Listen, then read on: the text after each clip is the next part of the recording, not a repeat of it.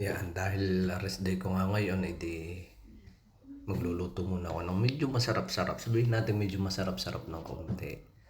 At lagi nangalaan naman prito kung ano-ano. Basta nalamalantakan pag gutom, edi ari nga. Ako inhanda ko ng aking mga gagamitin. Nagpainit na ako ng kawali.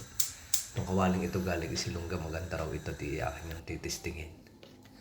Yan, edi imbis na mantika, edi rin gagamitin ko butter. Kung may mantikilya sana, mas okay rin. Pero parang mantikilya na rin naman ito. Yan, hindi akin tutunawin muna diyan sa mainit na mantikang iyan at di. Yan, simple.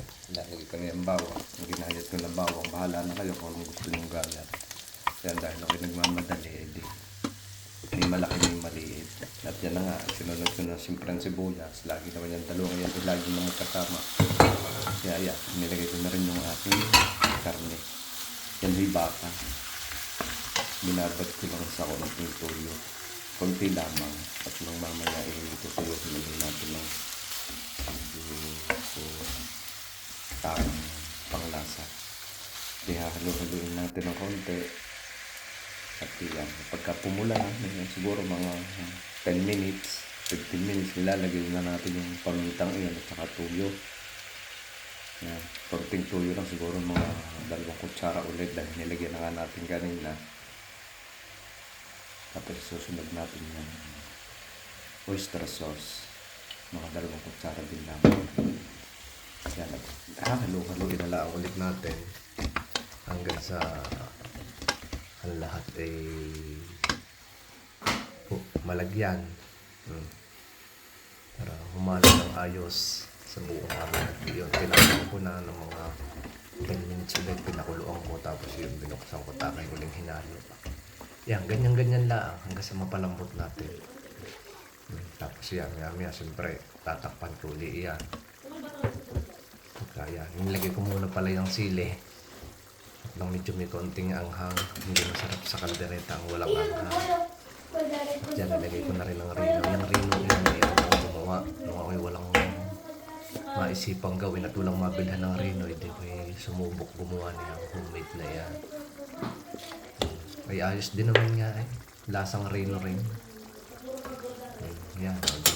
May nagamit ako diyan sa aking gagawin yung kalderetang iyan. Halo ulit, halo. Hahaluin lahat. Hanggang sa matunaw. Tapos yun nga pala, tinakpang ko ulit yung 10 minutes na naman. Tapos nilagyan ko nitong konting pampapulang itong yung kamatis na yung dinurog. Tomato sauce. Ayan. Hindi tutubigan. Yung tubig na idinagdag ko, dapat ang dadagdag lagi natin ay mainit. Para tuloy-tuloy ang kulo. Tuloy-tuloy ang init niya. Yan. Tapos yun itatakpang kulit. At pakukuluin kulit. Yung mga sabihin natin 15 minuto. Yan. Hanggang sa lumambot. Yun ang mapapalambot din. At pagka medyo malambot-lambot na yung kaunti, ayan, adi nilagay ko yung pickles. Bahala kayo, yun naman nasa discarding nyo. Nari namang aking discarding ano ko lamang. Ang importante sama-sama naman siya doon. Makukuha na rin yan ang lasa. Nilagay ko na yung pickles na medyo malambot na.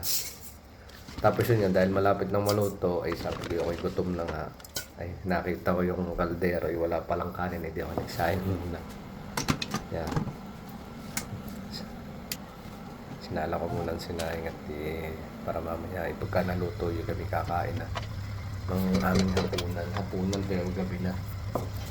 Ayan, tinignan ko ulit, medyo malambot-lambot na, malapit-lapit din sa katotohanan. Ngayon at aking tinimusan, ayos na. Pero mamaya lalagyan ko pa yan ng kaunting pampalapot. Yan, nilagyan ko ng pampalapot. Ang nilagay ko na lang ay yung harina. Hindi na ako naglagay ng mga magic flakes o kung anong mga tinapay na tinurog dahil medyo maalat-alat na ng kaunti. Ay lalo pa nga alat dahil na rin aking breadcrumbs din ay medyo maalat. Kaya okay na rin yung pampalapot ko ngayon at lumapot naman nga. Yan, malapot na. Kaganda na. Ang sarap ng kainin.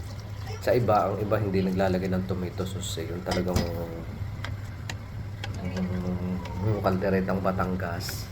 wala na mga tomato sauce. Kaya ako'y naglagay ng kaunti. Medyo maganda yung may asim din ng kaunti na galing sa tomato eh. Yan, akin ulit tinakpan. Pinalambot ko pa ng kaunti pa. Yan, nilagyan ko nga pala ng cheese. Yan, cheese na ipalaman sa tinapay, pero pwede na rin yan, cheese pa rin yan. Para lalong malinamnam. Nga pala kanina nilagyan ko rin ng konting asukal. At yan, nilalagay na natin ang patatas. Yung iba hindi naglalagay sa dyan ng patatas. Tsaka ng carrots. Pero ako gusto ko. Bukod sa maganda-ganda ay masarap din. Gusto ng mga bata ang patatas pinapapak. Tsaka yan, nilagay ko ng carrots. Hintay-hintayin lang natin lumambot.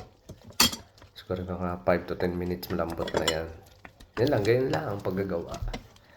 Tapos yan, pag nailagay nyo ang sili, ay di haluin nyo lang ulit ng konti, takpan at yan, patayin nyo na ang apoy.